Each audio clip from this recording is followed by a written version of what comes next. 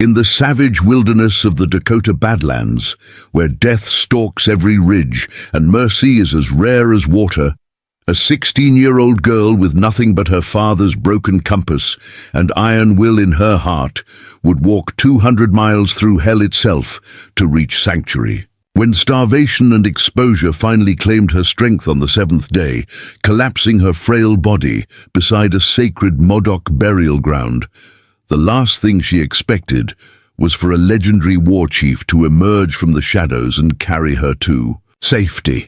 Neither the broken white girl nor the exiled Modoc leader could have known that this moment of desperate rescue would forge an alliance that would shake the very foundations of the frontier and challenge everything both their peoples believed about survival, honor, and the bonds that transcend all boundaries of blood and tradition. Before we jump back in, tell us where you're tuning in from, and if this story touches you, make sure you're subscribed, because tomorrow I've saved something extra special for you.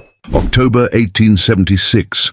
The town of Deadwood Gulch buzzed with the kind of nervous energy that comes before a storm breaks. 16-year-old Mercy Blackwood stood at the edge of what had been her family's general store, watching strangers rifle through the belongings that represented 3 generations of frontier survival. Her calloused hands clenched and unclenched as she counted the coins in her threadbare pocket for the 100th time that morning. $14.37. Everything her family had built, reduced to pocket change that wouldn't. By passage on a wagon train to anywhere that mattered, the auctioneer's voice boomed across the dusty street like a death knell. Sold to Mr. Cornelius Vance for $23.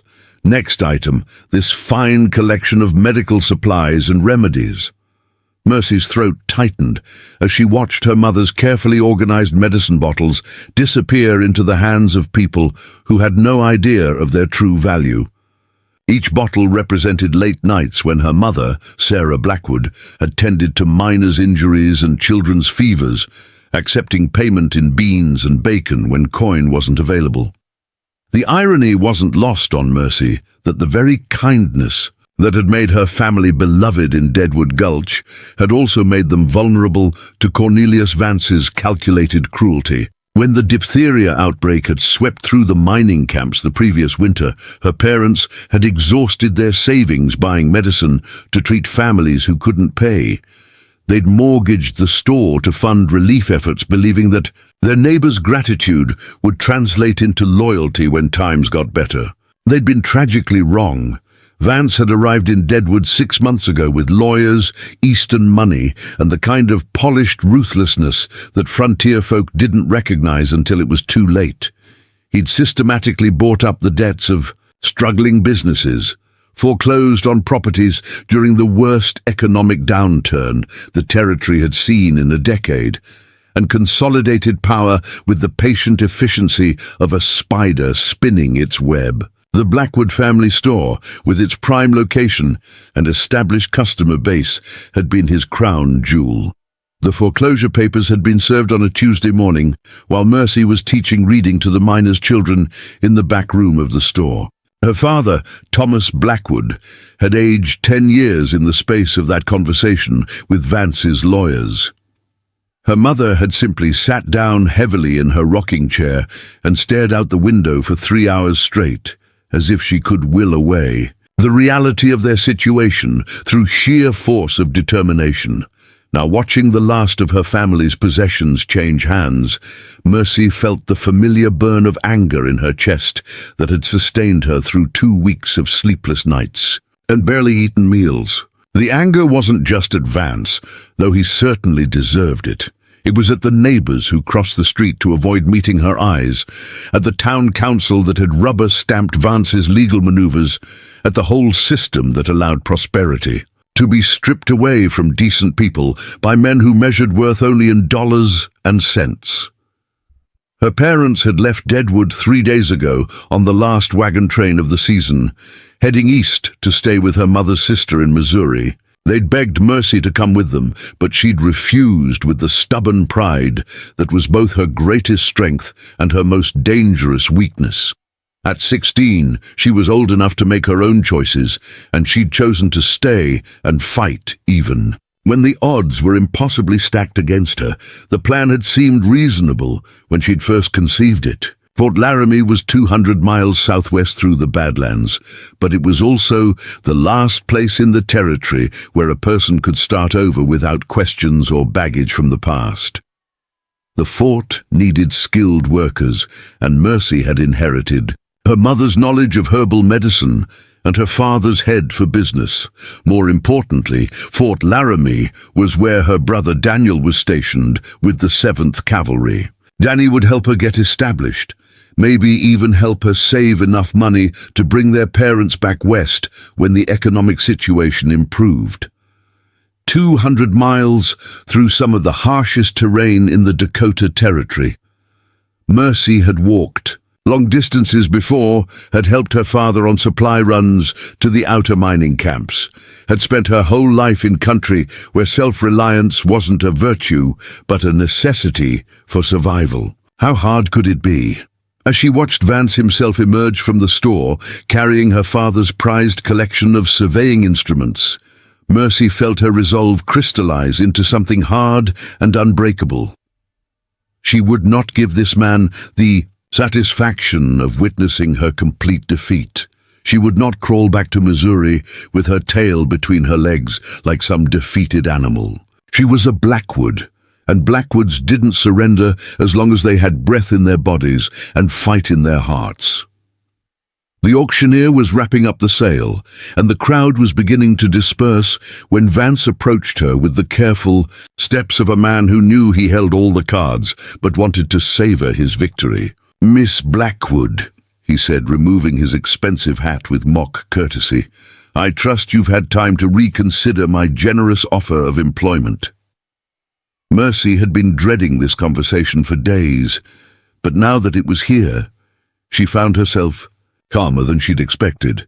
Vance's generous offer had been extended the day after the foreclosure, couched in language that made it sound like charity, but delivered with the kind of smile that made her skin crawl. A position as a clerk in his new consolidated general store, working for wages that would barely cover room and board in the company housing he'd established above the shop.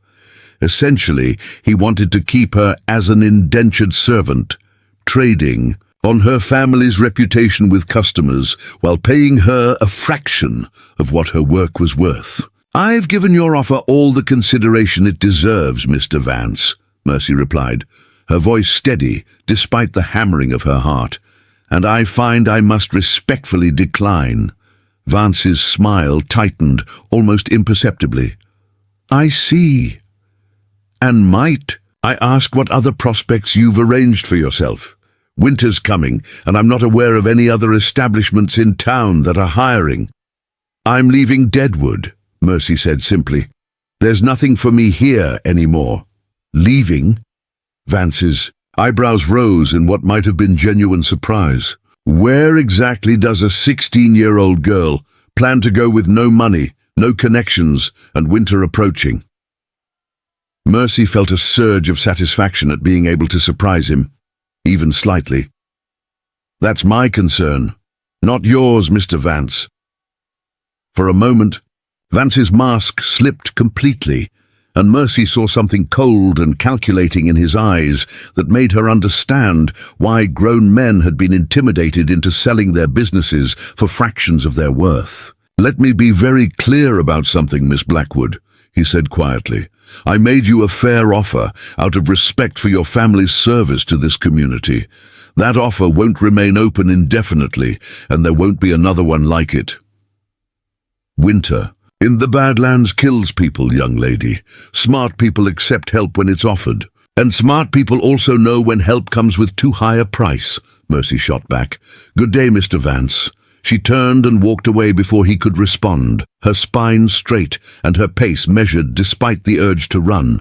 She could feel his eyes on her back like a physical weight, but she didn't allow herself to look over her shoulder until she'd turned the corner onto the side street where she'd been staying in the boarding house Mrs. Patterson ran for single women.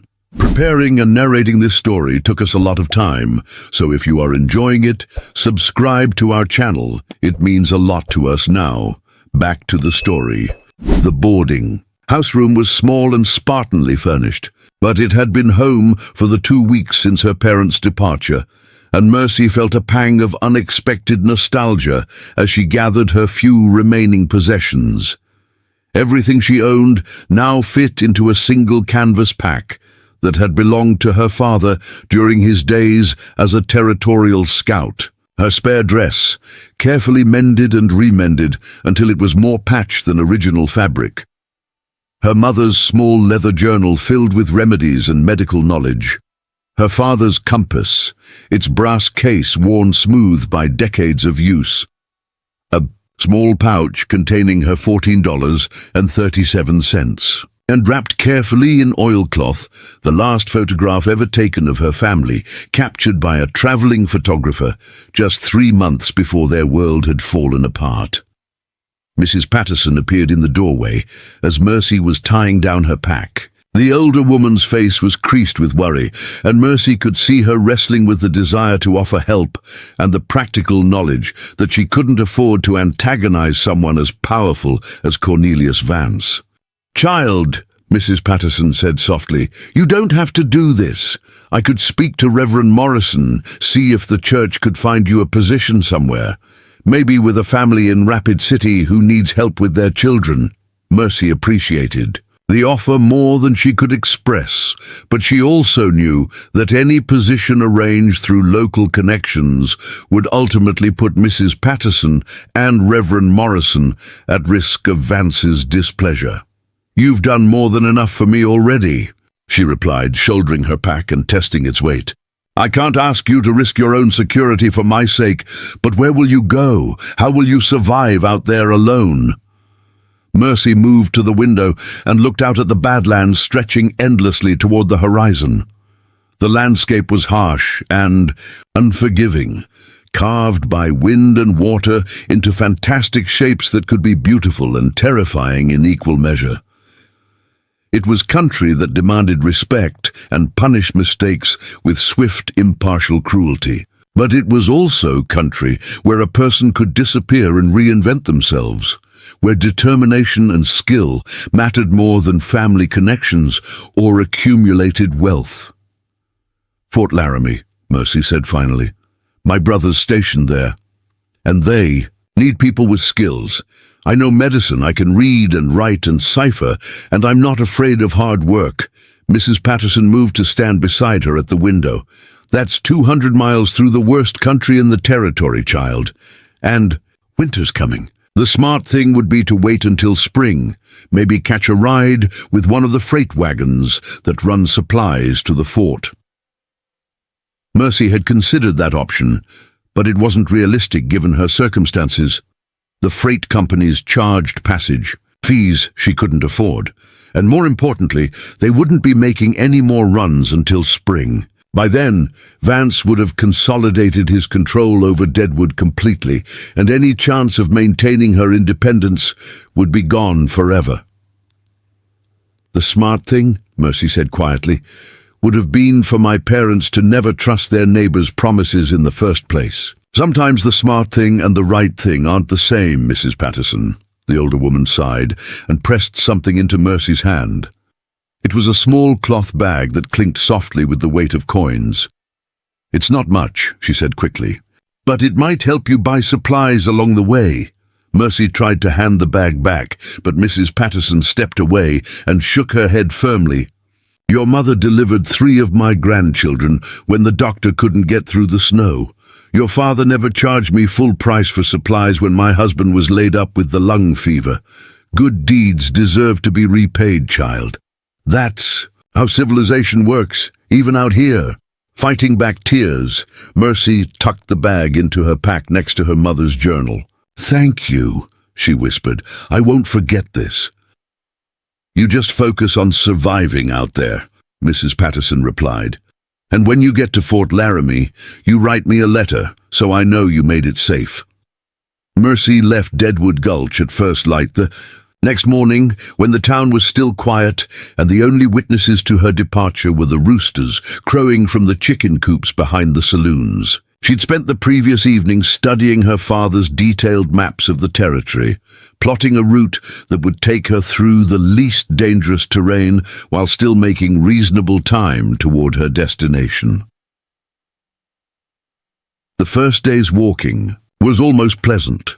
The weather was crisp but not cold, and the trail was well marked and relatively easy to follow. Mercy made good time across the rolling grassland that surrounded Deadwood, covering nearly 20 miles before the sun began to set. She made camp beside a small stream, using skills her father had taught her during their supply runs to build a small fire and prepare a simple meal from the provisions she'd purchased with Mrs. Patterson's gift. As she sat beside her fire eating beans and hardtack while the stars emerged overhead, Mercy felt a sense of freedom she hadn't experienced since the foreclosure proceedings had begun. For the first time in weeks, she was in control of her own destiny, making her own choices and living with the consequences without having to consider how her actions might affect others. It was terrifying and exhilarating in equal measure. The second day brought her first real taste of what the Badlands had in store for anyone foolish enough to challenge them alone. The well-marked trail petered out into a confusing network of animal paths and dry creek beds, and Mercy found herself consulting her father's compass constantly as she tried to maintain her southwesterly heading toward Fort Laramie.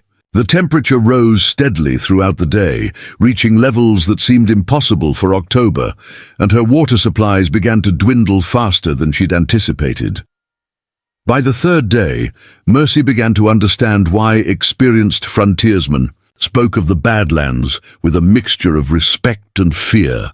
The landscape seemed designed to disorient travelers, with identical-looking ridges and valleys stretching in every direction like a maze carved from red sandstone and clay. Her father's compass still pointed reliably north, but magnetic north and true north weren't the same thing in this part of the territory, and the margin of error grew larger with every mile she traveled. Worse, the water sources marked on her father's maps were proving unreliable. Streams that should have been flowing were dry beds filled with cracked mud. Springs that had sustained travelers for generations had apparently shifted or dried up entirely. Mercy found herself rationing her water more severely with each passing day, taking smaller and smaller sips from her diminishing supply, while the relentless sun beat down on the exposed terrain around her. On the fourth day, hunger joined thirst. As a constant companion, the provisions she'd brought were running low, and her attempts at hunting small game with her father's old rifle had been unsuccessful. She wasn't a bad shot, but ammunition was precious, and the rabbits and prairie dogs that populated the Badlands seemed to have an uncanny ability to disappear just when she'd lined up what looked like a perfect shot. The fifth day brought the kind of despair that Mercy had been fighting off since leaving Deadwood. Her water was nearly gone, her food was reduced to a handful of hardtack and some dried jerky that was so tough she could barely chew it, and her careful navigation was being undermined by terrain that seemed to shift and change when she wasn't looking directly at it. Worse, the weather was turning. Clouds were building on the horizon, promising either the blessing of rain or the curse of an early blizzard. On the sixth day, the clouds delivered both promises and threats in equal measure. Rain began falling in the early morning, a cold, driving precipitation that soaked through Mercy's clothes and made every step a struggle against slippery footing and reduced visibility. But the rain also meant water, and Mercy used every container she possessed to collect the precious liquid, drinking her fill for the first time in days and refilling her canteen and water bottles. The blessing became a curse when the rain turned to sleet and then to snow as the day progressed.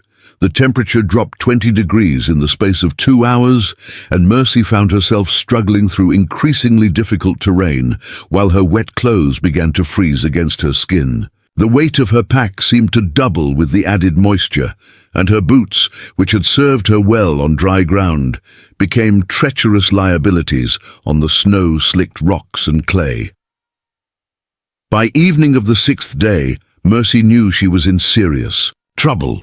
Her fire-building skills, adequate in fair weather, proved insufficient against the combination of wet wood and driving snow. She managed to get a small flame started using her carefully hoarded supply of dry tinder, but the fire barely generated enough heat to warm her hands, let alone dry her clothes or cook a proper meal. That night, huddled in what little shelter she could find beneath an overhanging rock formation, Mercy faced the possibility that her grand plan had been nothing more than the foolish pride of a 16-year-old girl who didn't know enough about the world to recognize her own limitations. She thought about her parents, probably warm and safe in Missouri by now, and wondered if they would ever learn what had happened to their stubborn daughter who'd chosen pride over prudence. But as the storm raged around her makeshift shelter, Mercy also thought about Daniel waiting at Fort Laramie, probably wondering why he hadn't heard from his family in months. She thought about Cornelius Vance, no doubt assuming that she'd crawled back to beg for his generous employment offer by now. She thought about all the people who'd written off the Blackwood family as another casualty of economic hardship and frontier pragmatism. Those thoughts, bitter as they were, rekindled the anger that had sustained her through the worst moments of the past month. She was not going to die in this God-forsaken wilderness just to prove Vance right about her foolishness. She was not going to become another cautionary tale told around frontier hearths about young people who didn't know their place. She was going to reach Fort Laramie, reunite with her brother, and build something better from the ashes of everything her family had lost. The 7th day dawned clear and bitterly cold, with a foot of snow covering terrain that had been merely difficult before becoming nearly impassable. Mercy's supplies were exhausted, except for a few ounces of water and a single piece of jerky that she was saving for absolute desperation. Her clothes were still damp from the previous day's rain, and ice had formed in her hair and eyebrows during the night, but the clear skies meant she could navigate more accurately, and the snow reflected enough sunlight to warm her slightly as she struggled through the drifts. Using her father's compass and her best judgment about the terrain, Mercy estimated that she was perhaps 30 miles from Fort Laramie, close enough that she might reach safety if she could maintain her pace for another 2 days. That optimism lasted until mid-afternoon, when exhaustion and malnutrition finally caught up with her determined spirit. The combination of 7 days of inadequate food, dehydration despite the previous day's rain, and the physical demands of traveling through increasingly difficult terrain had pushed her body beyond its limits. Mercy felt the weakness creeping up on her gradually, like a tide that advanced 1 inch at a time until suddenly the water was over her head. Her steps became shorter and less steady. Her vision began to blur around the edges. The weight of her pack, manageable for hundreds of miles, suddenly felt like it might drag her to the ground with every step. She tried to rally her strength by thinking about Daniel, about the warm barracks and hot food waiting at Fort Laramie, about the satisfaction of proving every doubter wrong by succeeding against impossible odds. But her body had moved beyond the reach of willpower and determination. Her muscles were consuming themselves for fuel, her blood sugar had dropped to dangerous levels, and her core temperature was beginning the slow slide toward hypothermia. The end came suddenly, as it often does for travelers who push themselves beyond all reasonable limits. Mercy topped a small rise and found herself looking down into a valley where ancient rock formations stood like monuments to some forgotten civilization. The sight was so beautiful and so unexpected after days of monotonous Badlands that she stopped walking and simply stared. forgetting for a moment the desperate nature of her situation. That moment of inattention cost her the last reserves of strength she'd been hoarding for emergencies. Her knees buckled without warning, sending her tumbling down the slope toward the valley floor. She managed to throw her pack clear and protect her head with her arms, but the fall jarred every bone in her body and left her sprawled at the base of the slope, with no strength left to stand. Mercy lay there for several minutes, waiting for her strength to return, waiting for the spinning in her head to stop, waiting for some sign that her body was ready to continue the fight. But as the sun continued its relentless arc across the sky and shadows began to lengthen around the rock formations, she realized with a clarity that cut through her exhaustion like a knife that she was not going to get up again. This was where the journey ended, not at Fort Laramie, with a triumphant reunion with her brother, but in a nameless valley in the Badlands, where her bones would bleach white under the prairie sun, and no one would ever know what had become of the last of the Blackwood family. As consciousness began to slip away from her like water running through her fingers, Mercy's last coherent thought was a prayer that someone, someday, would find her father's compass and maps and put them to better use than she had managed.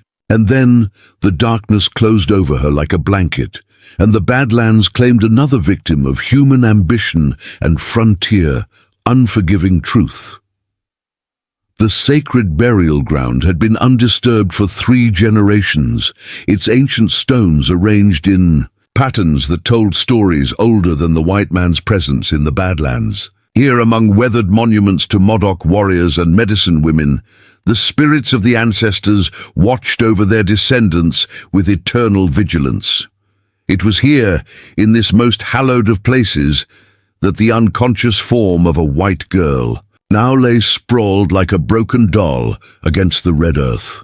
Ayanna had been tracking the girl's progress for 2 days, moving like smoke through terrain that would challenge even the most experienced warriors. At 42, he was no longer the young hothead who had earned his war name Shadow Walker during the bloody conflicts with the cavalry 15 years ago. Time and exile had taught him patience, observation, and the kind of wisdom that comes only from surviving when survival seems impossible. But nothing in his long experience of watching desperate travelers cross the Badlands had prepared him for the sight of this particular wayfarer. She was impossibly young, perhaps 16 summers, with hair the color of autumn wheat and skin burned. Robbed by exposure to elements that showed no mercy to the inexperienced, more troubling than her youth was her destination. For 2 days, Ayanna had watched her struggle through terrain that would test seasoned scouts, following a route that would take her directly through the heart of Modoc's sacred lands. No white person had set foot in these valleys for over a decade, not since the last of the failed peace treaties had driven his people deeper into the wilderness. The girl's collapse beside the ancestor stones was no accident, Ayanna realized, as he studied her motionless form from the concealment of the rock formations above. The spirits had guided her here, to this place where the boundary between the living world and the realm of the ancestors grew thin. But why? What purpose could the spirits have for bringing a dying white child to the most sacred ground of his people? Ayanna descended from his vantage point with the fluid grace that had made him legendary among both his own people and the cavalry officers who had hunted him through these same canyons years ago. Up close, the girl looked even more fragile than she had from a distance. Her breathing was shallow and irregular, her lips cracked and bloodless from dehydration. Her clothes, once of good quality, were torn and stained beyond recognition. But it was her hands that told the real story of her journey, hands that bore the calluses of honest work, not the soft palms of pampered Eastern wealth. Beside her lay a canvas pack that had been carefully repaired multiple times, its contents spilled. Across the ground from her tumbling fall down the slope, Ayana examined the scattered belongings with the thoroughness of a man whose survival had always depended on reading the truth of situations quickly and accurately. A compass of excellent craftsmanship, its brass case worn smooth by decades of use.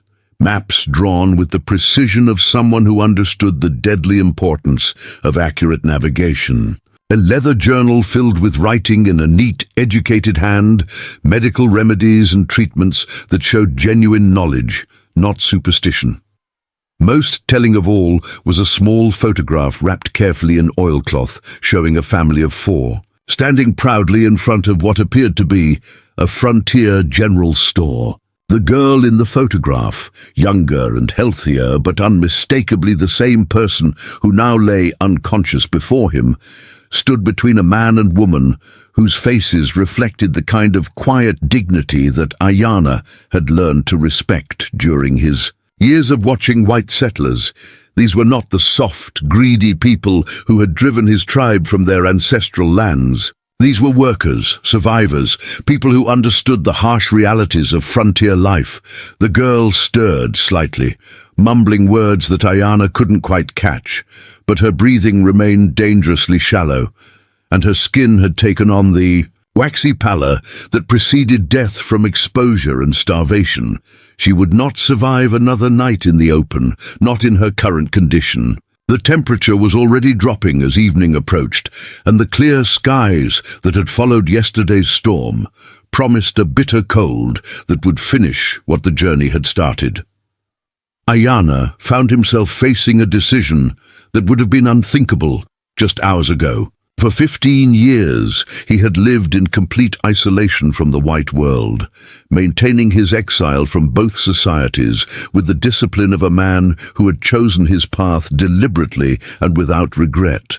He had watched wagon trains struggle past. In the distance, had observed the occasional lost traveler or prospector stumble through the outer edges of his territory. But he had never intervened. The spirits had given him sanctuary in these sacred lands, but that sanctuary came with the understanding that he would remain invisible, a ghost haunting the margins of both worlds.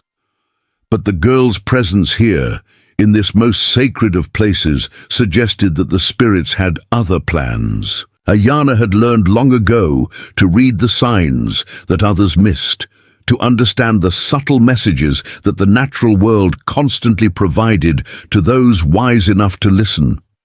The fact that she had collapsed beside the ancestor stones, that her journey had brought her to the exact center of Modoc's sacred territory, that she carried the tools and knowledge of someone who might actually survive if given proper care. None of this was coincidence. The decision, when it finally came, felt less like a choice than like the inevitable unfolding of a destiny that had been set in motion long before either of them had been born.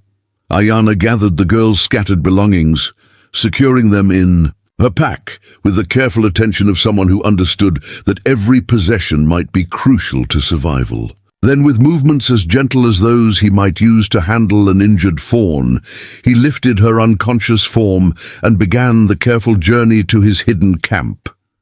The path to Ayana's sanctuary wound through a maze of canyons and hidden passages that he had spent years learning and perfecting. No white man had ever seen this route, and few among his own people knew of its existence. It was a path that required perfect knowledge of handholds and footing, where a single misstep could send the unwary tumbling into crevasses that would swallow them without trace. Carrying the additional weight of an unconscious person made the journey exponentially more dangerous, but Ayana moved with the confidence of absolute familiarity. His camp, when they finally reached it, was a marvel of concealment and practical engineering that reflected 15 years of patient development. Built into a natural cave system that had been expanded and modified over time, it was invisible from any angle unless you knew exactly where to look.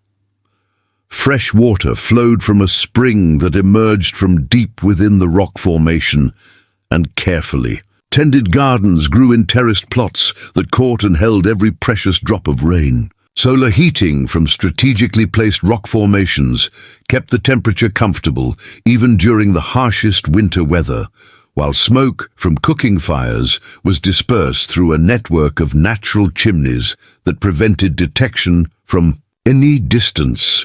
Ayana laid the girl on a bed of soft furs in the cave's main chamber, then immediately began the careful work of assessment and treatment that would determine whether his intervention had come in time to save her life. Her pulse was weak but steady, her breathing shallow but regular. Most critically, her core body temperature had dropped to dangerous levels, and warming her too quickly could cause as much damage as leaving her cold. Working with the patience of someone who had learned medical skills through years of treating injuries and illnesses without access to white man's medicine, Ayana began the slow process of bringing her back from the edge of death. Warm broth, administered drop by drop to avoid overwhelming her damaged digestive system. Heated stones, wrapped in soft leather to gradually raise her body temperature without causing shock. Herbal preparations designed to combat dehydration and restore the mineral balance that her body desperately needed. As he worked, Ayana found himself remembering another time, another place, when he had performed similar ministrations for someone whose life hung in the balance. Makawi, his wife, dying slowly from the lung sickness that the white man's diseases had brought to their people. He had tried everything then, traditional remedies, desperate trips to white settlements to steal medicine, prayers and offerings to every spirit that might have the power to intervene. But modern medicine had been beyond his reach, and traditional treatments had been inadequate against diseases that his people had never encountered before. Makawi had died in his arms on a night much like this one, her breath growing shallower with each passing hour, until finally it stopped altogether. He had buried her according to Modoc tradition, then walked away from everything he had ever known, choosing exile over the constant reminder of his failure to save the person who mattered most to him in the world. Now, 15 years later, he found himself once again fighting death for the life of someone who should have been a stranger. But as he watched the girl's color slowly improve under his careful treatment, as her breathing deepened and steadied, Ayana began to understand that perhaps this was not coincidence but completion. Perhaps the spirits had brought her here not just to test his commitment to isolation, but to offer him a chance at redemption that he had never expected to receive. The girl slept deeply for 18 hours, her body finally able to rest and recover, under the protection of shelter, warmth, and proper medical care. When she finally began to stir, Ayana was ready with water and a thin soup made from rabbit and wild vegetables. He had positioned himself where she could see him clearly when she opened her eyes, knowing that the first moments of consciousness would be crucial in determining how she reacted to finding herself in the care of a man her people had been taught to fear. Mercy Blackwood opened her eyes slowly, her vision swimming as consciousness returned in gradual waves. The first thing she noticed was warmth. Blessed, life-giving warmth that seemed to penetrate to her very bones. The second was the soft glow of firelight dancing on stone walls, creating an atmosphere of safety and comfort that seemed impossible after the harsh realities of the Badlands. The third was the man sitting quietly beside her bed, watching her with dark eyes that held depths of knowledge and experience far beyond anything she had ever encountered. He was Native American. That much was immediately obvious from his features and the traditional clothing he wore. But beyond that, Mercy found it difficult to categorize him according to the stereotypes that frontier society had taught her to expect. He was neither the noble savage of romantic literature, nor the bloodthirsty warrior of penny dreadfuls. He was simply a man, perhaps in his 40s, with graying hair braided in traditional fashion and hands that showed the calluses of someone accustomed to both hard work and precise craftsmanship. "You are safe," he said quietly, his English perfect but accented with the rhythms of another language. "You collapsed near the sacred places of my people. The spirits guided me to find you before the cold could finish what the hunger had started." Mercy tried to sit up, but dizziness immediately forced her back down to the furs. How long have I been here?" "Nearly 2 days. Your body was very close to giving up its fight. Another few hours in the cold, and even the spirits would not have been able to call you back." The reality of her situation began to sink in gradually. She was alive when she should have been dead, warm and safe when she should have been freezing in the wilderness, in the care of someone who had every reason to consider her an enemy. "Why did you help me?" she asked, genuinely puzzled. "Your people and mine. We're not exactly friends." Ayana considered the question for a long moment before answering. "The spirits do not recognize the boundaries that men draw on their maps," he said finally. "They see suffering and respond to it, regardless of the color of skin or the language. Of prayers, you were brought to our sacred places for a reason, though I do not yet understand what that reason might be." Mercy studied his face, searching for signs of deception or hidden motives and finding none. Everything about him radiated a kind of calm competence that reminded her of her father at his best, someone who had learned to read situations accurately and respond appropriately regardless of personal feelings or prejudices. "My name is Mercy. Blackwood," she said finally. "I was trying to reach Fort Laramie. My brother's stationed there with the cavalry." "I know of this fort," Ayana replied. "It is still many days' travel from here, even for someone in good health and properly equipped." The weight of her situation hit Mercy like a physical blow. She had been so focused on simply surviving each day of her journey that she hadn't fully considered what would happen if she failed to reach her destination. Now lying helpless in the cave of a man whose people had every reason to hate hers, she was forced to confront the possibility that her grand plan had been doomed from the beginning. "I don't have anywhere else to go," she admitted the words, coming out more quietly than she had intended. "My family lost everything to a man who bought up our debts and foreclosed on our store. My parents went back east, but She trailed off, realizing how foolish her reasoning must sound to someone who had obviously survived much worse hardships. "But you chose to walk 200 miles through the Badlands rather than accept defeat," Ayana finished for her. There was no mockery in his voice, only a kind of understanding that surprised her. "This shows either great courage or great foolishness, perhaps both." Despite everything, Mercy found herself smiling slightly. "My father always said those two things were closer related than most people like to admit." "Your father sounds like a wise man. The fact that you survived 7 days in country that kills experienced travelers suggests that his wisdom was not wasted on you." Over the next few hours, as Mercy's strength slowly returned under Ayana's careful ministrations, she found herself sharing more of her story than she had intended. There was something about his quiet presence that invited confidence, a sense that here was someone who had also known loss and hardship intimate enough to understand without judging. She told him about the Blackwood family's 3 generations in Deadwood Gulch, about her parents' decision to mortgage everything to help their neighbors during the diphtheria outbreak, about Cornelius Vance's systematic destruction of local businesses, and her own refusal to accept his degrading employment offer. She spoke of her brother Daniel and her hopes of starting over at Fort Laramie, of her determination to prove that the Blackwood family would not go quietly into obscurity. Ayana listened without interrupting, occasionally asking quiet questions that showed he understood not just the facts of her story, but the emotional currents that had driven her to make such a desperate choice.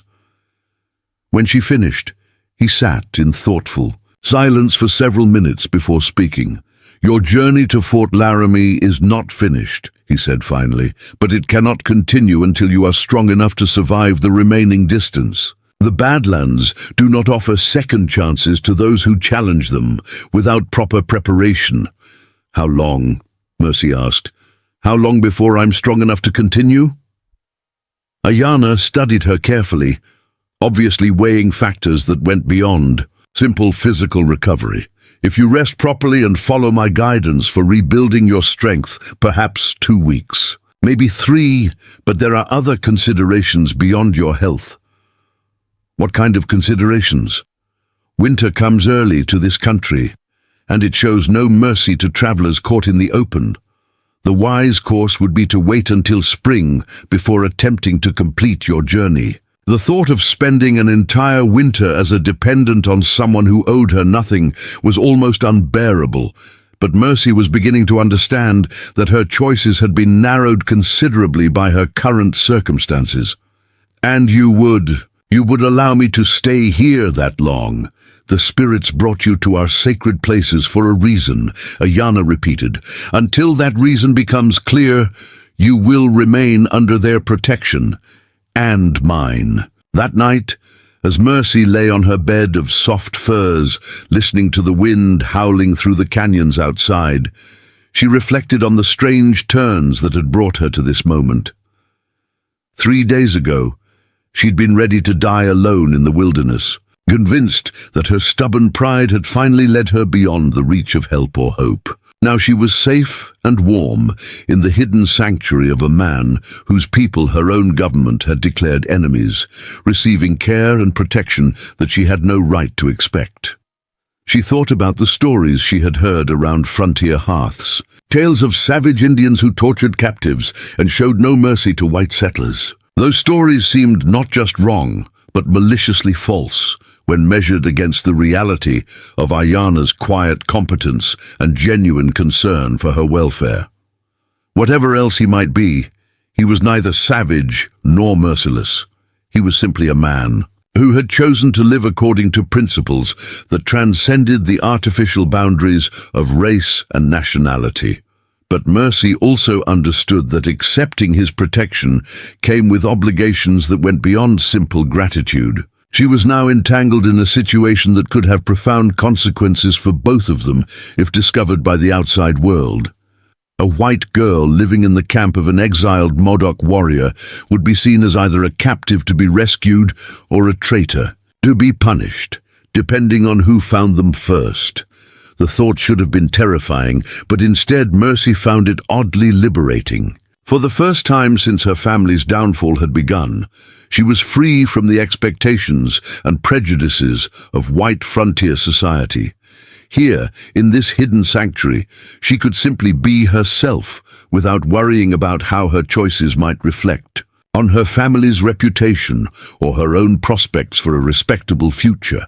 As sleep finally claimed her, Mercy's last conscious thought was a prayer of gratitude to whatever spirits had guided Ayana to find her beside the ancestor stones. She had set out from Deadwood Gulch, hoping to reach Fort Laramie and reunite with her brother. Instead, she had found something far more valuable and infinitely more dangerous, a chance to discover who she really was, when stripped of everything she had thought defined her identity. In the darkness of the cave, Ayana sat watch beside the dying fire, his mind turning over questions that had no easy answers. The girl's presence here would change everything he knew. 15 years of careful isolation were about to come to an end, one way or another. The only question was whether that change would bring salvation or destruction to them both. 3 weeks had passed since Ayana had carried Mercy's unconscious form from the sacred burial ground, and the hidden sanctuary had transformed from a place of solitary exile into something resembling a home. The change was subtle but profound, like the difference between a cave that sheltered one lost soul and a dwelling that nurtured 2 people learning to trust each other against all the odds that history and circumstance had stacked against them. Mercy, had proven to be a surprisingly adaptable student of wilderness survival, absorbing Ayana's lessons with the quick intelligence of someone who understood that knowledge meant the difference between life and death in this unforgiving country. She had learned to tend the carefully concealed gardens that provided their vegetables, to prepare the medicinal teas that Ayana brewed from plants she was slowly learning to identify, and to move through the cave system with the quiet efficiency that was essential for maintaining their invisibility from the outside world. More importantly, she had proven herself useful in ways that went beyond simply avoiding being a burden. Her mother's medical knowledge, combined with her own quick mind and steady hands, had made her invaluable when Ayana had developed a fever after being caught in an early blizzard while hunting. For 3 days, she had nursed him through the kind of illness that could easily prove fatal to someone living alone in the wilderness, using a combination of frontier remedies and traditional Modoc healing practices that she absorbed with remarkable speed.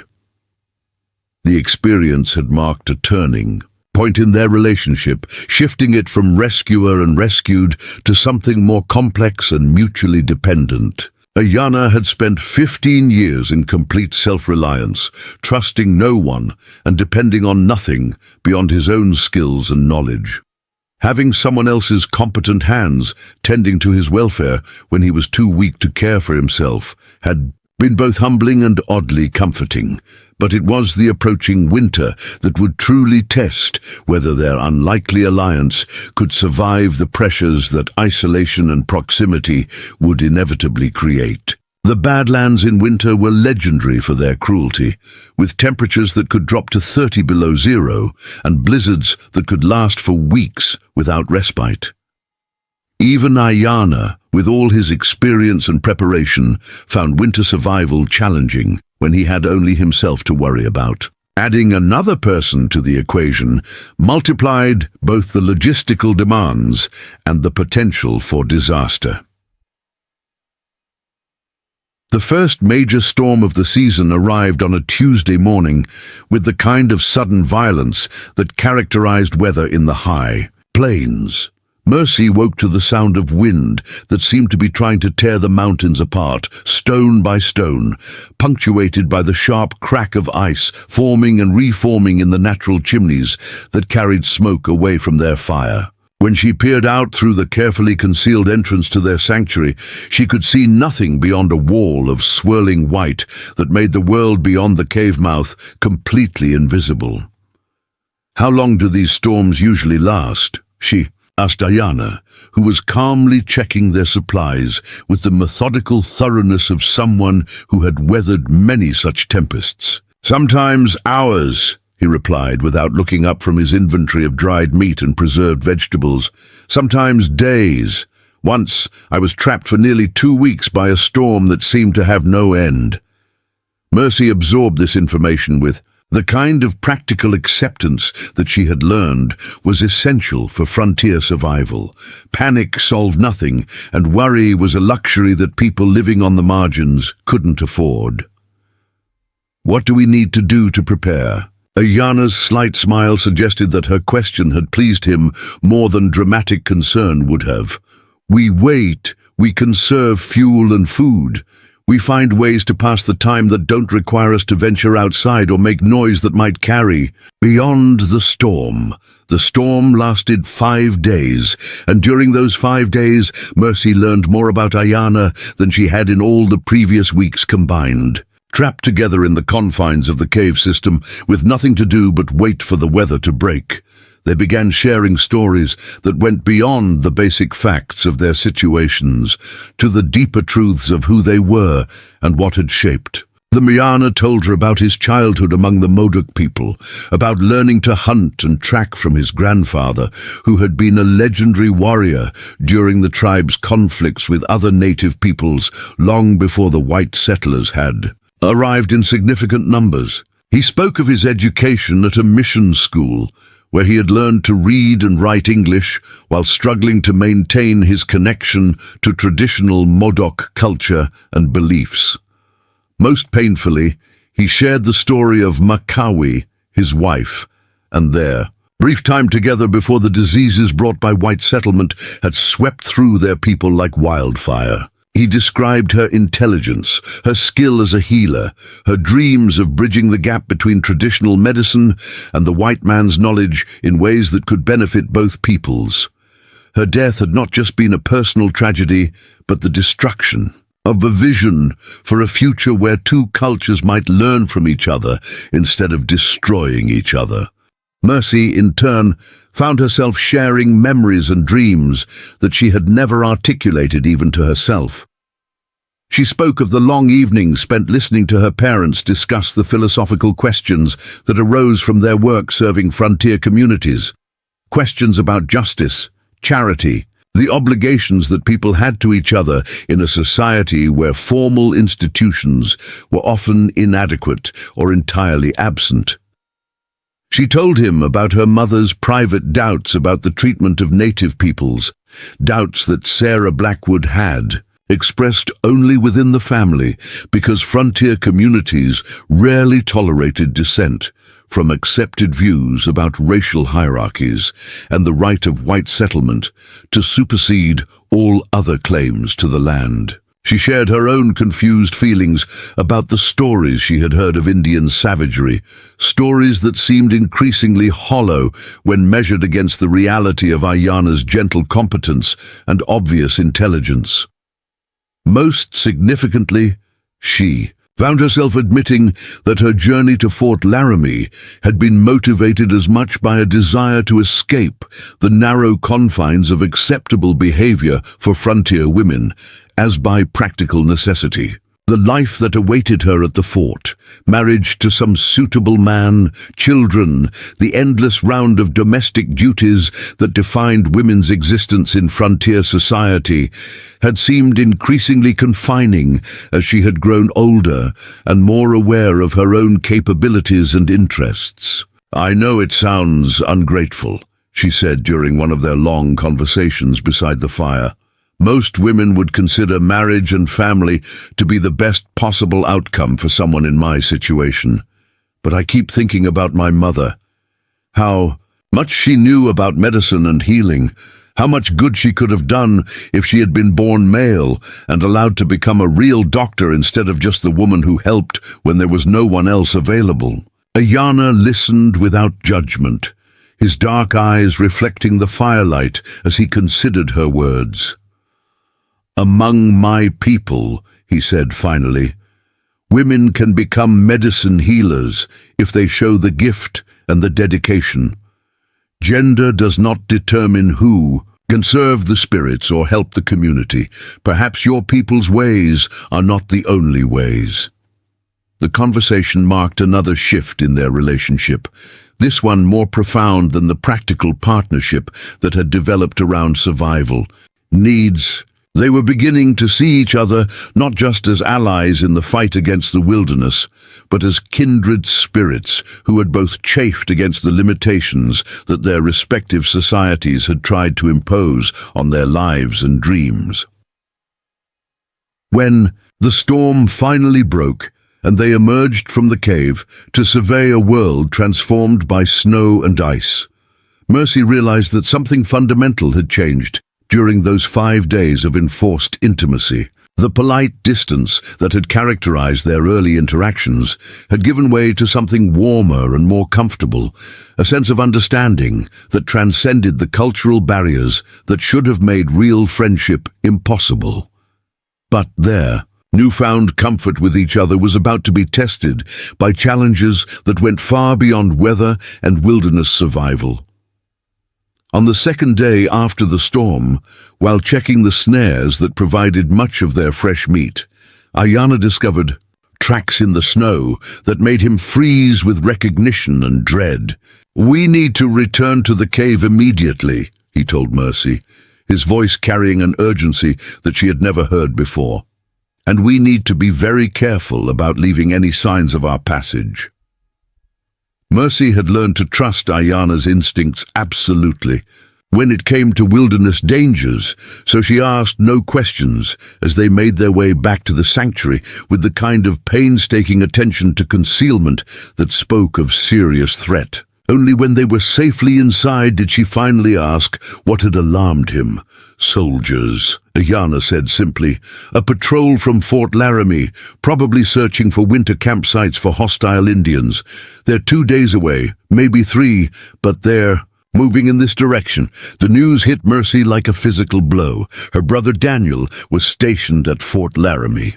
There was a possibility, however remote, that he might be part of any patrol searching this area. The thought of encountering him under these circumstances, living in the camp of an exiled Modoc warrior, her reputation and future destroyed by association with someone her people considered an enemy, was almost unbearable. But worse than the personal implications was the realization of what discovery would mean for Ayanna. The Army's policy toward Native Americans found off reservation land was harsh and unforgiving, particularly when it came to warriors with reputations like his. At best, he would be arrested and taken to a reservation where he would spend the rest of his life under military supervision. At worst, he might be shot while resisting arrest, a convenient fiction that had been used to eliminate troublesome Indians throughout the frontier. "You have to leave," Mercy said suddenly. "If they find this place, if they find you here, they'll kill you." Ayanna's expression remained calm, but she could see tension in the set of his shoulders. "And leave you here alone. Even if the soldiers don't find this cave, winter is far from over. You would not survive until spring without help. I'll take my chances with the soldiers. I'm white, I'm a woman, they'll help me get to the fort safely. But if they find you with me—" She couldn't finish the sentence, but they both understood what capture would mean for him. "There is another possibility," Ayanna said slowly, obviously weighing the implications of whatever he was considering. "But it would require you to trust me completely, and it would mean giving up any chance of reaching your brother this winter." Mercy studied his face, reading the conflict between his desire to protect her and his knowledge of what that protection might cost them both. "What kind of possibility?" "There are places deeper in the Badlands where no white man has ever ventured, places where the spirits of the ancestors make the very air dangerous for those who do not belong. We could go there, wait out the winter in complete safety from discovery. But the journey would be difficult, and the isolation would be total. Once we left this place, there would be no returning until spring." The choice he was offering her was stark in its implications. Stay here and risk discovery by the patrol, with all the catastrophic consequences that would follow for both of them. Or venture deeper into the wilderness with a man who was already risking everything to protect her, trusting in his knowledge and skills to keep them both alive through the hardest months of winter. But even as Mercy considered the practical aspects of the decision, she realized that the choice went deeper than simple survival calculations. Ayanna was offering her something that no one in her previous life had ever offered: complete trust, mutual dependence, a partnership between equals that ignored all the social conventions and racial prejudices that had shaped every other relationship she had ever known. "How soon would we need to leave?" she asked. "Tonight, if possible. Tomorrow night at the latest. The longer we wait, the greater the chance that the patrol will pick up our trail." Mercy looked around the cave that had been her sanctuary for nearly a month, noting the small improvements and personal touches that had made it feel like home, despite its primitive conditions. Leaving meant abandoning not just physical comfort, but the first place where she had felt truly free to be herself without apology or explanation. But staying meant risking not just her own future, but Ayanna's life. And that was a price she could not bring herself to pay. What would we need to take with us? Ayanna's relief was visible, though he tried to hide it behind practical concerns. Only the essentials: food, medicine, weapons, warm clothing. Everything else stays here. They spent the remaining daylight hours preparing for a journey that would take them farther from civilization than either of them had ever been. Ayanna packed supplies with the efficiency of someone who had learned to live out of a pack during his years as a scout and warrior. Mercy sorted through her few possessions, choosing items based on utility rather than sentiment, though she carefully wrapped her family photograph and her mother's journal in oilcloth before placing them in her pack. As evening approached and the time for departure drew near, Mercy found herself standing at the entrance to the cave, looking out at the Badlands that stretched endlessly toward the horizon. Somewhere out there, her brother Daniel was probably huddled around a campfire with his fellow soldiers, searching for the very people who had become her protectors and companions. Somewhere beyond the Badlands, her parents were settling into their new life in Missouri, probably assuming that their stubborn daughter had come to her senses and accepted some form of conventional employment in Deadwood Gulch. Neither her family nor the wider world had any way of knowing that Mercy Blackwood had essentially ceased to exist, replaced by someone who was learning to define herself by entirely different standards and values. "Are you ready?" Ayanna asked softly, coming to stand beside her with their packs secured and their route planned. Mercy took one last look at the sanctuary that had saved her life and taught her things about herself that she had never suspected. Then she turned, away from the cave and toward the deeper wilderness, toward whatever destiny awaited them in the sacred places where few white people had ever ventured and none had ever returned to tell the tale. "I'm ready," she said, and meant it with every fiber of her being. They left the cave as darkness fell, moving like shadows through terrain that seemed actively hostile to human presence. Behind them, the warm glow of the fire they had kept burning for nearly a month finally died away, leaving no trace of their occupancy except memories that would fade with time. Ahead lay the unknown, dangerous and unforgiving, but also free from the constraints and prejudices that had shaped both their lives until this moment. As they walked deeper into the wilderness under a sky brilliant with winter stars, Mercy realized that she was no longer the desperate girl who had collapsed beside the ancestor stones. That person had died during the long conversations beside the fire, replaced by someone stronger and more certain of her own worth, someone who could face the unknown with confidence because she was no longer facing it alone.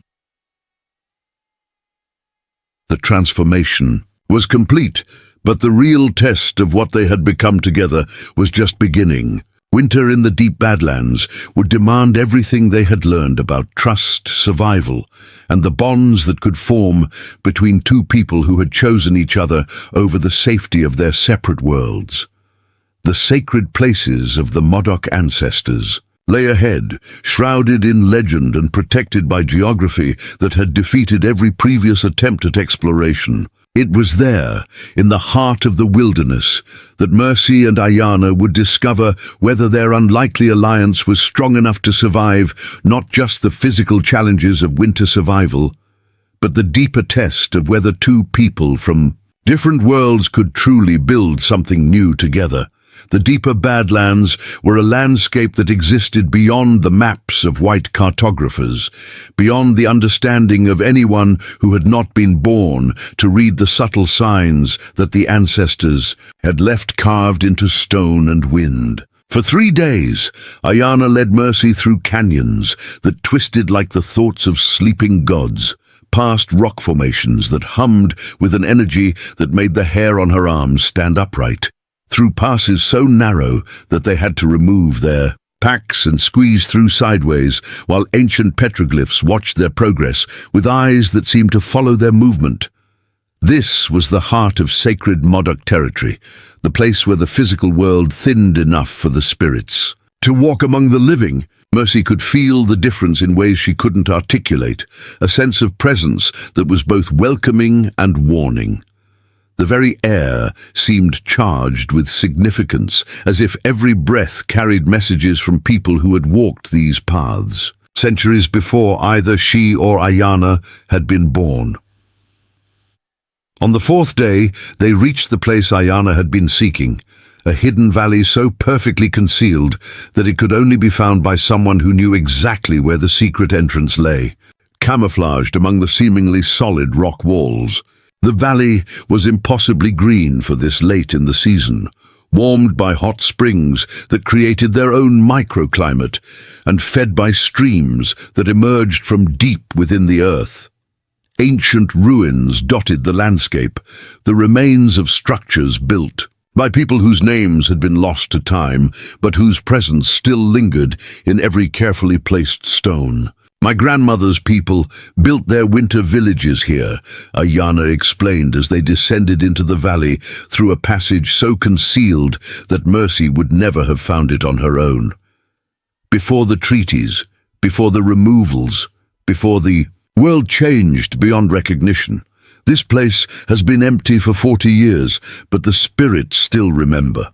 They established their camp in the ruins of what had once been a substantial dwelling, its stone foundations still solid after decades of abandonment. Working together with the efficiency they had developed during their weeks in the cave, they created a shelter that combined the best of traditional Modoc building techniques with practical modifications for winter survival.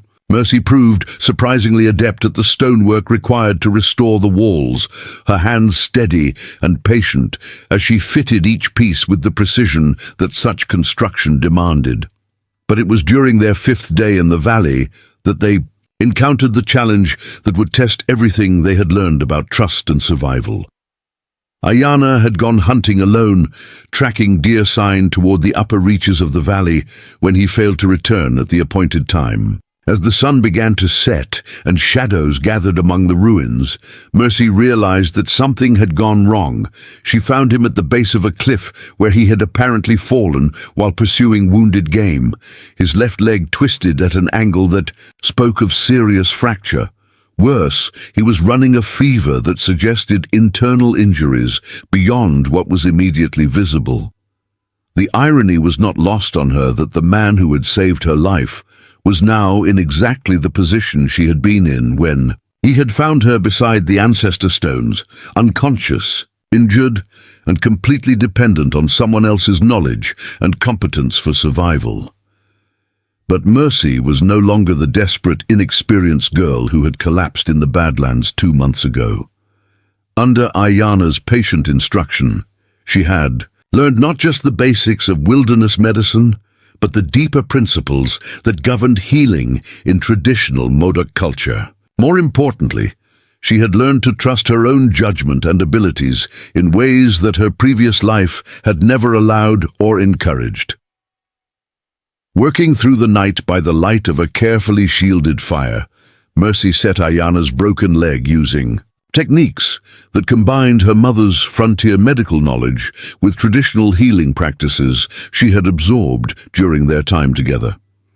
She brewed teas from plants he had taught her to identify, following recipes that had been passed down through generations of Modoc healers. Most critically, she managed to construct a travois that would allow her to move him back to their shelter without causing further injury. The next 3 weeks tested every skill she had acquired, and some she discovered she possessed without realizing it.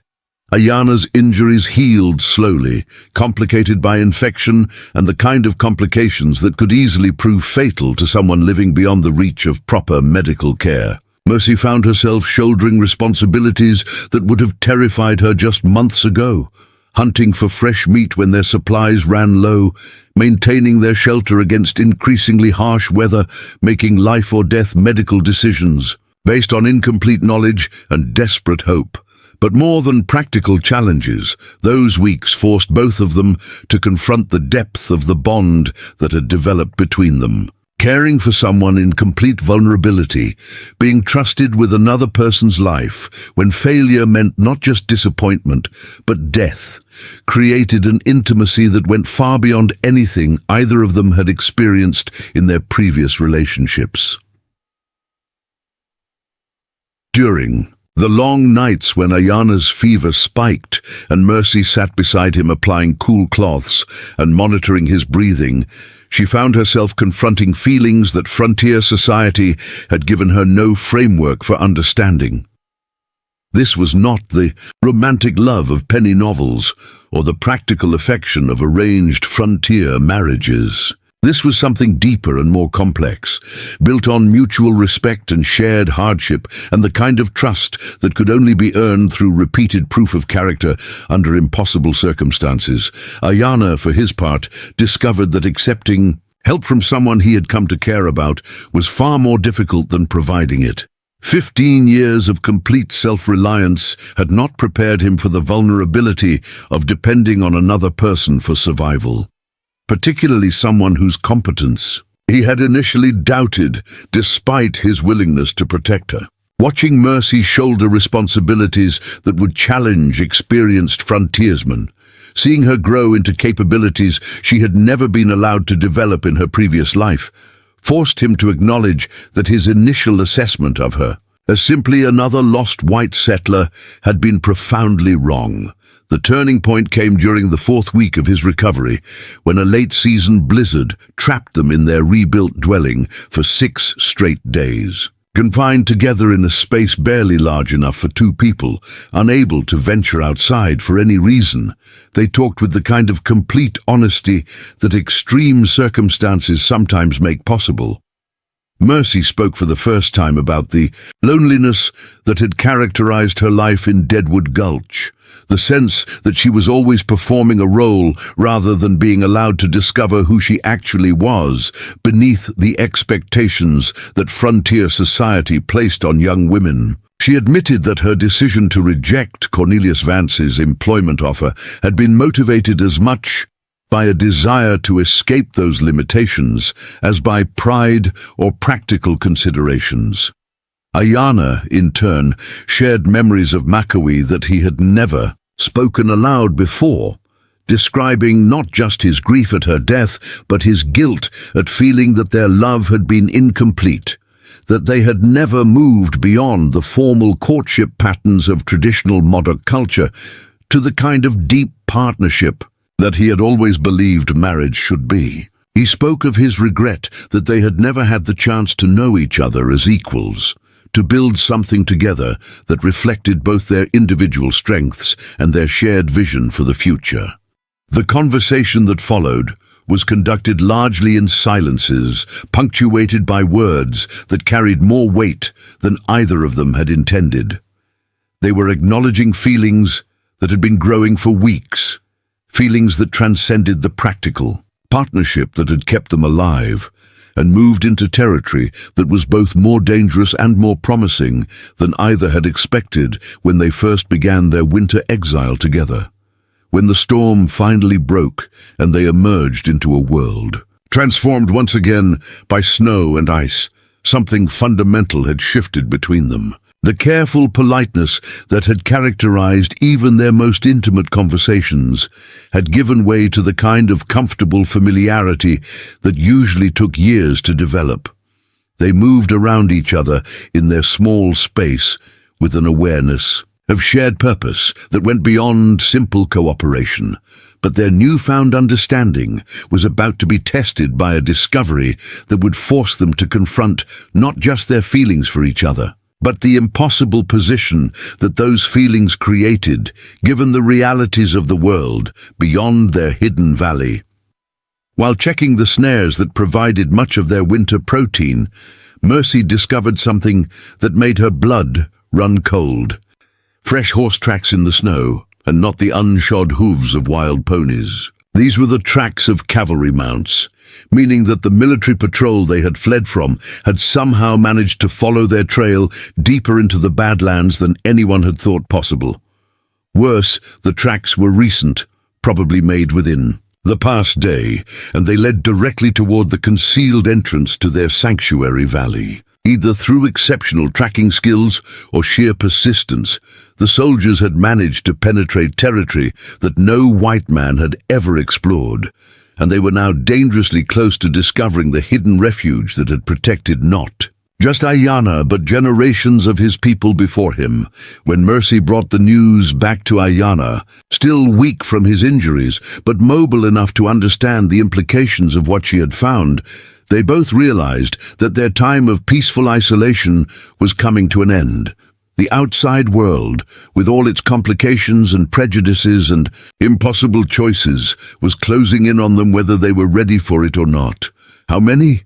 Ayanna asked, his voice calm despite the gravity of the situation. "Hard to tell from the tracks. At least 6, maybe 8. Well-armed and well-supplied.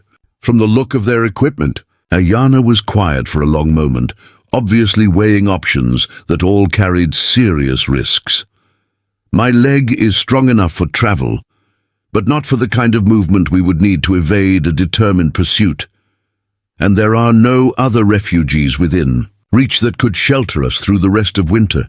Mercy understood what he was not saying directly. If they were discovered here, there would be no escape. Ayanna, despite his injuries, would fight rather than surrender, and that fight would almost certainly be his last. She would be rescued by soldiers who would see her months of living with a Modoc warrior as evidence of either captivity or treason, and either interpretation would destroy any chance of the life she had been trying to build. But as she looked around the valley that had become their home, at the ruins where they had built something together that was more precious than either of them had dared to hope for, Mercy realized that the approaching soldiers represented more than just personal danger. They threatened to destroy not just their refuge, but the possibility they represented. The chance that two people from different worlds could find common ground and build something beautiful together, despite all the forces arrayed against them. Choice that lay ahead would test everything they had learned about trust, sacrifice, and the kind of love that was strong enough to survive in a world determined to tear it apart. And the decision they made would determine not just their own fates, but whether the bridge they had built between their peoples would survive to inspire others or be destroyed by the same prejudices and fears that had already claimed so many. Lives on both sides of the cultural divide. The cavalry patrol reached the valley's hidden entrance at dawn, their movements betraying the exhaustion of men who had pushed themselves beyond all reasonable limits in pursuit of a quarry they barely understood. Lieutenant Daniel Blackwood led the column with the grim determination of a man whose personal stake in the mission went far beyond military duty. For 3 months he had carried the weight of not knowing what had become of his sister, the brilliant and stubborn girl who had vanished from Deadwood Gulch like smoke in the wind. The official mission was routine: locate and arrest hostile Indians reported to be wintering in the deep Badlands, a standard operation that Daniel had carried out dozens of times without particular enthusiasm or personal investment. But when the description of the missing persons had included a young white woman, possibly taken captive, Daniel's blood had turned to ice in his veins. The timing, the location, the circumstances all pointed to a possibility that he could barely bring himself to consider. Behind Daniel rode Sergeant Murphy, a 20-year veteran whose weathered face showed the kind of skepticism that came from following too many wild theories into too many empty canyons. The men were tired, their supplies running low, and the weather was turning ugly with the promise of another storm that could trap them in the Badlands until spring. Every practical consideration argued for turning back, but Daniel's driving urgency had pushed them deeper into unmapped territory than any military patrol had ever ventured. "Sir," Murphy said quietly as they approached what appeared to be another dead-end canyon, "the men are starting to question the wisdom of this pursuit.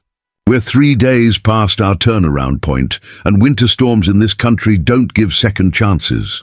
Daniel understood the sergeant's concerns, shared them even, but the alternative was unthinkable. "One more day, Sergeant. If we don't find anything by tomorrow evening, we'll begin the return journey." What Daniel didn't know was that his sister was at that moment watching their approach from a concealed position among the rocks above the valley entrance. Mercy had been maintaining surveillance since discovering the cavalry tracks, and the sight of her brother leading the patrol had hit her like a physical blow. All the careful rationalization she had constructed about her new life, all the justifications for the choices she had made, crumbled in the face of seeing Daniel's familiar form outlined against the morning sky. She made her way back to their shelter, where Ayanna was preparing for what they both understood might be their final stand. His leg was still weak, but he could move well enough to fight, and fight he would, rather than allow himself to be taken alive. The irony of the situation was not lost on either of them.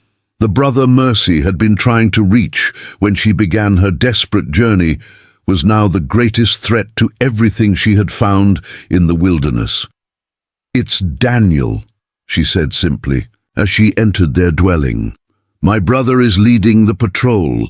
Ayanna paused in checking his rifle, understanding immediately the full implications of what she had discovered. "This changes everything. If he's here looking for you specifically, he won't be deterred by the usual tactics." Mercy sank down beside their fire, her mind racing through possibilities that all seemed to lead to tragedy. "If they find us together, if Daniel sees me here with you, it will destroy him. He'll blame himself for failing to protect me, and he'll never understand that I chose this life freely. And if they take me alive," Ayanna added quietly, "I'll be used as proof that his sister was defiled by savages.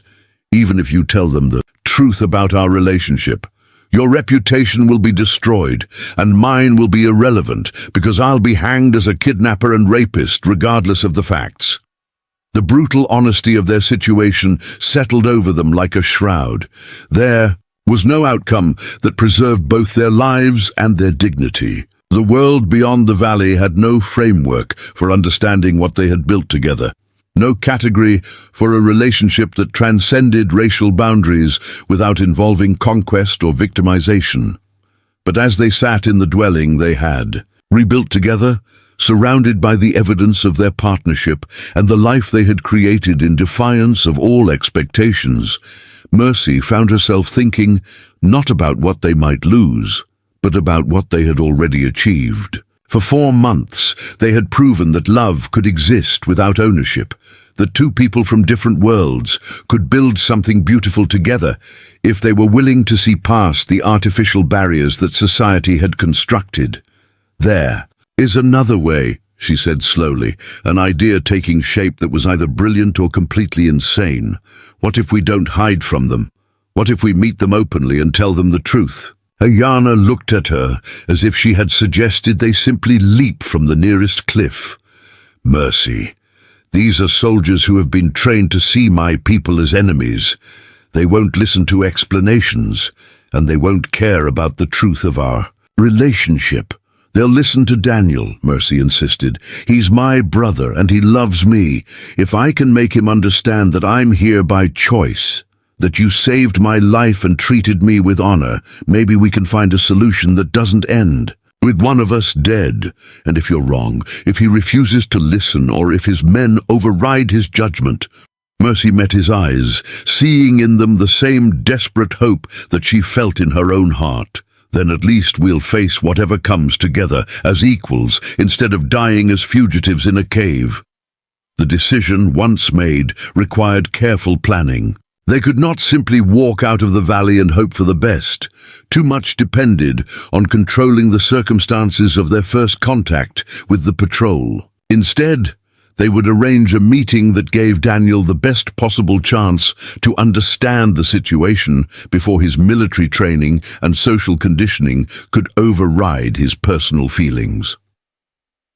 Mercy wrote a letter that took her 3 attempts to get right, explaining as clearly as she could the circumstances that had brought her to the valley and the relationship that had developed between her and Ayanna. She described his character, his honor, his sacrifice in protecting her through the winter when he could have simply left her to die. Most importantly, she made it clear that she was writing of her own free will, and that any attempt to rescue her would be a betrayal of everything she had learned about herself during their time together. The letter was delivered to the patrol's camp by a method that Ayanna had learned during his years as a scout, tied to an arrow and shot into the ground near their sentries during the pre-dawn darkness when visibility was limited. The message was clear. They were being watched by someone who could have killed them all if that had been the intention, but who instead chose communication over violence. Daniel's reaction to the letter was everything Mercy had hoped for and feared. Relief that his sister was alive warred with confusion about her circumstances and growing anger at what he initially assumed was a case of Stockholm Syndrome, a captive who had been manipulated into defending her captor. But as he read and reread her words, the voice that came through was unmistakably that of the strong-willed, intelligent woman he had known all his life, not a broken victim parroting her captor's instructions. The meeting was arranged for neutral ground, a clearing halfway between the patrol's camp and the valley entrance, with both sides understanding that weapons would be present but not drawn unless absolutely necessary.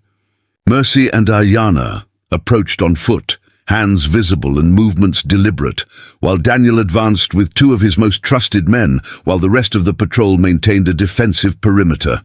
The first moments were the most dangerous, as 20 years of military conditioning and racial prejudice clashed with Daniel's love for his sister and his growing recognition that the situation was not what he had expected. Ayanna stood beside Mercy with quiet dignity, his bearing that of a man who was prepared to die for his principles, but who preferred to live for them if possible. "Mercy," Daniel said, his voice rough with emotions he was struggling to control. Are you truly here of your own choice?" "I am," she replied, her own voice steady despite the tears she was fighting back. "Daniel, this man saved my life when I was dying in the Badlands. He protected me through the winter when he could have easily left me to freeze. Everything I told you in the letter is true." Daniel's eyes moved to Ayanna, seeing not the savage he had been expecting, but a man whose calm competence and obvious intelligence challenged every stereotype he had been taught to accept. "And you," he said, addressing Ayanna directly. "What do you want from my sister?" "Nothing that she does not freely choose to give," Ayanna replied in English that was both precise and dignified. "I ask only that you judge me by my actions toward her, not by the color of my skin or the uniform you wear." For several long minutes the clearing was silent, except for the wind moving through the pines and the distant call of a hawk circling. Overhead, Daniel was wrestling with concepts that challenged everything he had been taught about duty, honor, and the proper relationship between whites and Indians. His sister was asking him to accept not just that she had survived among people he had been trained to consider enemies, but that she had found love and partnership that transcended all the boundaries that frontier society considered sacred. The decision that Daniel made in that moment would determine not just the fate of his sister and the man she loved, but the kind of person he would be for the rest of his life. He could follow military protocol and arrest Ayanna, rescue his sister from a situation that his training told him was inherently wrong regardless of her protests. Or he could trust in the evidence of his own eyes and the voice of the woman he had raised as much as their parents had, accepting that love and honor could exist in forms that his world had never imagined. "Sergeant Murphy," Daniel said finally, his voice carrying the authority of a decision that would be impossible to reverse. "Make note in the patrol log that our search for hostile Indians has been unsuccessful. We found no evidence of unauthorized native presence in this area." Murphy's eyebrows rose slightly, but 20 years of military service had taught him when to ask questions and when to simply follow orders. "Yes, sir. Shall I order the men to prepare for return to the fort?" But shall. We'll begin the journey back tomorrow morning. Daniel turned back to his sister, his expression a mixture of love, concern, and acceptance that he was clearly still struggling to fully embrace. I won't pretend to understand everything about your situation, Mercy, but I can see that you're safe, and that's what matters most.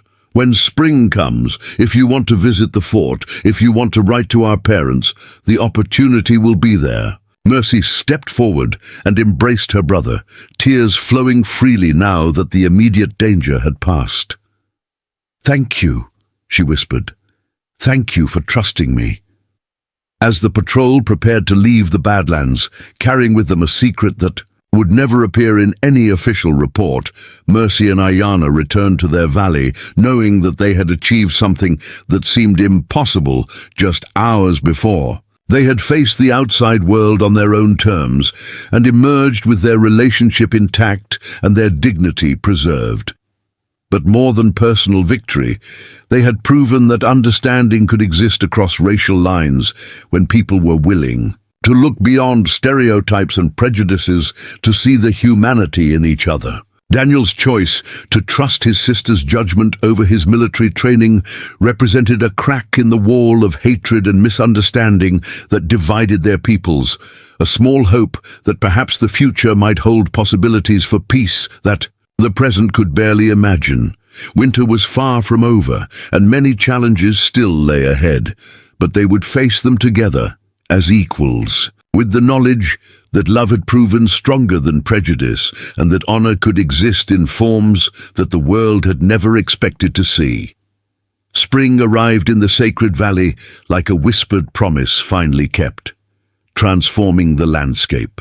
From winter's harsh monochrome into a tapestry of impossible green dotted with wildflowers that seemed to have been painted by the spirits themselves. The hot springs that had sustained Mercy and Ayanna through the bitter months now fed streams that sang with snowmelt, carrying the music of renewal through canyons that had echoed with only silence and wind during the long season of endurance.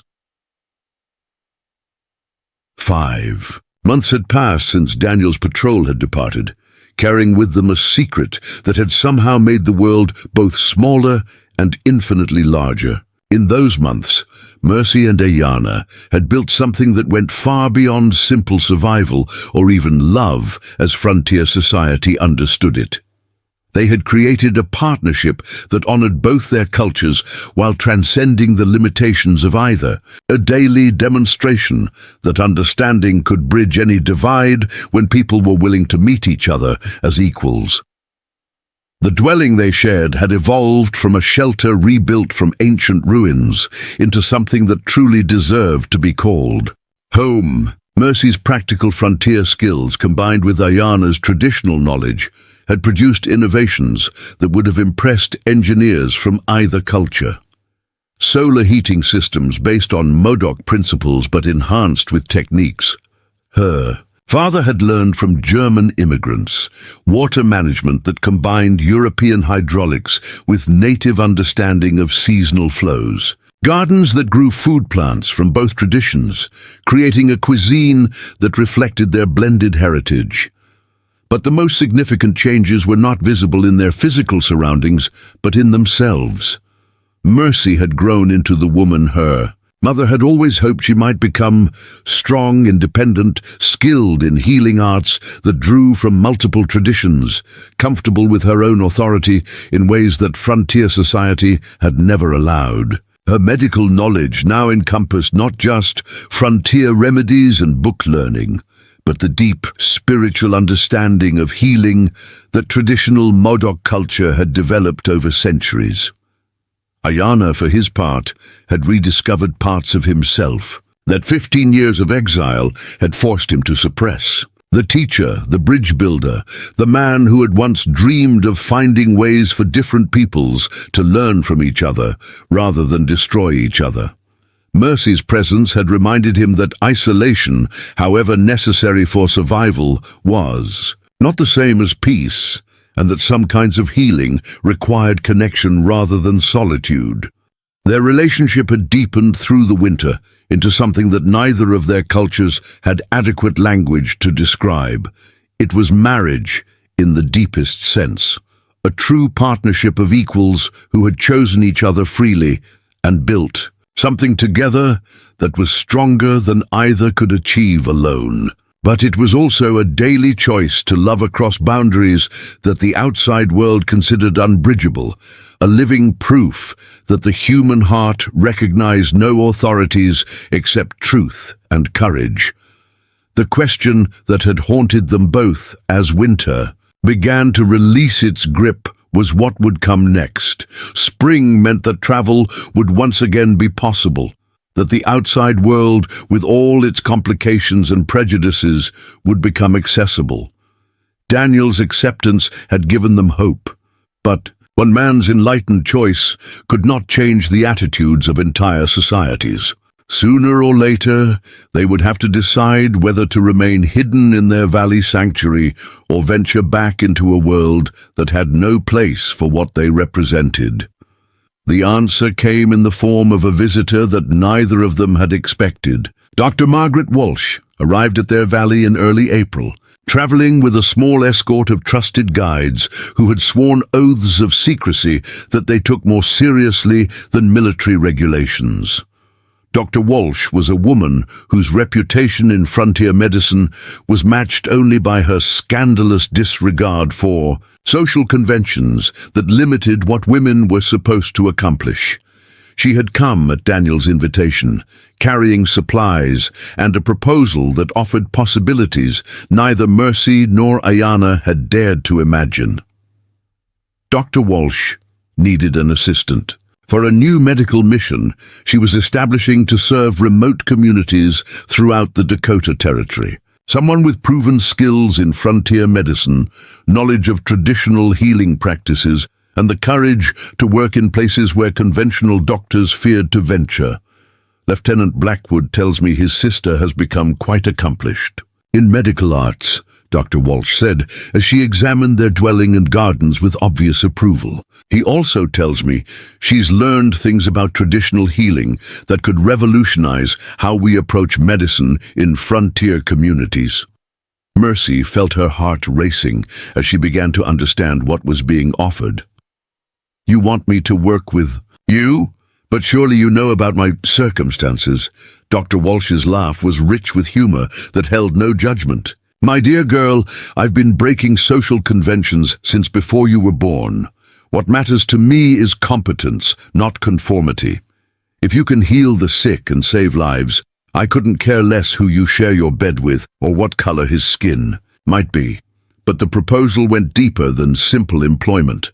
Dr. Walsh had been observing the changes in frontier society, the slow but growing recognition that survival in harsh territory required cooperation and understanding between different peoples. She envisioned a new kind of medical practice that drew on all available knowledge, rather than limiting itself to European traditions while dismissing native healing arts as superstition. "I need someone who can serve as a bridge," she explained, "to both Mercy and Ayana. Someone who understands both worlds and can help me establish clinics that serve everyone, regardless of race or social position. It would be dangerous work, and the pay would be modest, but the opportunity to save lives and change minds would be considerable." Ayana listened to the proposal with the careful attention of someone who had learned to read between the lines. "Of white society's offers, and what would be my role in this arrangement? I suspect frontier communities would not welcome a Modoc warrior as a medical practitioner, regardless of his qualifications." Dr. Walsh studied him with the same direct assessment she had given their dwelling and gardens. "Actually, I was hoping you might consider working with us as well. Not openly at first, perhaps, but there are many ways a person with your knowledge could contribute to healing work while maintaining discretion about his background." The conversation that followed stretched late into the night, covering practical considerations and philosophical questions in equal measure. Dr. Walsh painted a picture of a future where medical knowledge was shared freely across cultural boundaries, where healing became a force for bringing people together rather than maintaining the divisions that had caused so much suffering. For Mercy, the proposal offered everything she had dreamed of, but never dared to hope for. Meaningful work that used all her capabilities, the chance to honor both her mother's legacy and the traditional knowledge she had learned from Ayanna, and most importantly, a way to remain true to the love she had found, while still contributing to the wider world. For Ayanna, it represented something even more profound, a chance to fulfill the dreams he had shared with Makawi, to serve as a bridge between peoples rather than a warrior dividing them. The irony that this opportunity came through his relationship with a white woman was not lost on him, but perhaps that irony was itself part of the healing that both peoples needed. The decision, when it finally came, felt as natural as breathing. They would leave the sacred valley not permanently, but as a base to return to when the work grew too difficult or the world's hostility became too much to bear. They would join Dr. Walsh's mission, contributing their combined knowledge to healing work that could save lives and gradually change attitudes through the simple demonstration that cooperation produced better results than conflict. Their last morning in the valley dawned clear and bright, with spring warmth that promised the kind of traveling weather that made long journeys possible rather than merely endurable. As they packed their belongings and prepared to close up the dwelling that had sheltered them through the transformative months of winter, Mercy and Ayanna both understood that they were leaving as different people than they had been when they arrived. The sacred valley had given them more than physical sanctuary.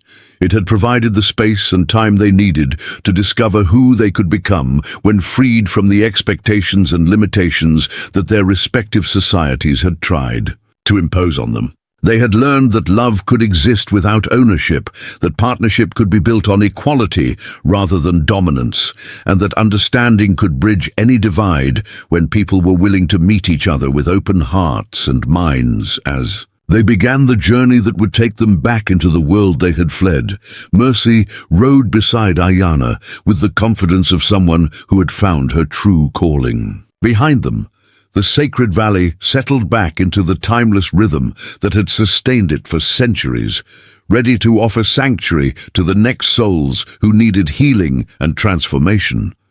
Ahead lay a future full of challenges and possibilities in equal measure. There would be communities that welcomed their healing work and others that rejected it based on prejudice and fear. There would be moments of triumph when lives were saved and minds were changed, and moments of discouragement when old hatreds proved stronger than new understanding.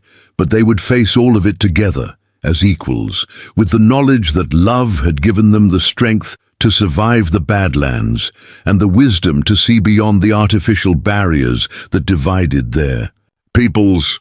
The girl who had collapsed beside the ancestor stones and the exiled warrior who had carried her to safety had become something new. Healers, bridge builders, living proof that the human spirit could transcend any boundary when guided by courage and compassion. In the years that followed, their names would become legend in their own way, spoken with respect in frontier communities where their medical skills had saved lives that conventional medicine had given up on. But the real measure of their success would not be found in the stories told about them, but in the slow, steady change in attitudes that their daily example made possible. One healed patient and one opened mind at a time. The Badlands had tested them and found them worthy. Now it was time to discover what the wider world would make of the love they had forged in its sacred places, and what that love might accomplish when offered freely to all who needed healing. Up next, you've got 2 more standout stories right on your screen. If this one hit the mark, you won't want to pass these up.